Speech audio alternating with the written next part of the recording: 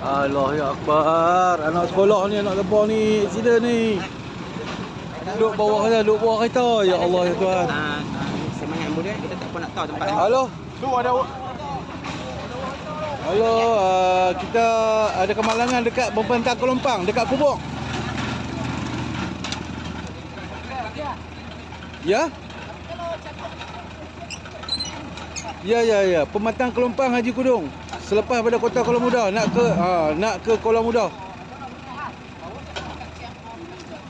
Ya.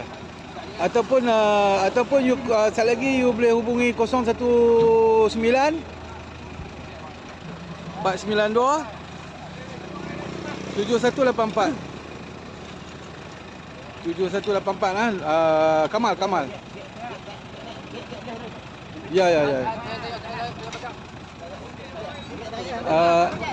Accident dengan kereta Izora dengan budak sekolah motor.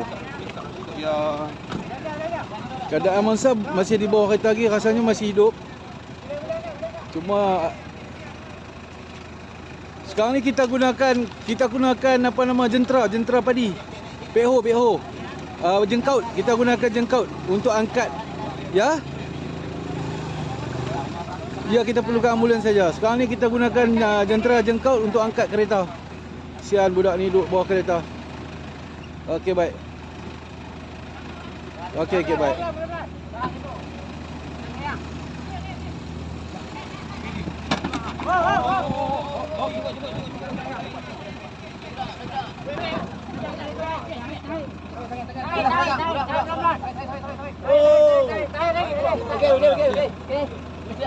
Halo ya.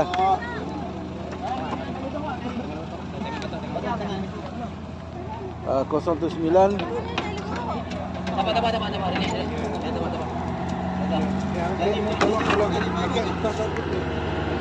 Jangan angkat dia lagi. Bagi dia duduk tu. Kita tak tahu lagi dia punya patah ke apa. Okey, tunggu Ustaz. Halo ya. 019 492 7184. Ya. Saya cek. Rasanya dia boleh bangun ni. Macam mana kita nak hantar menggunakan kenderaan persendirian ataupun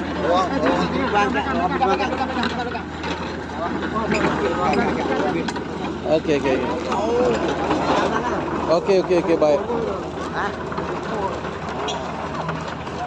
Okey, kita tengok.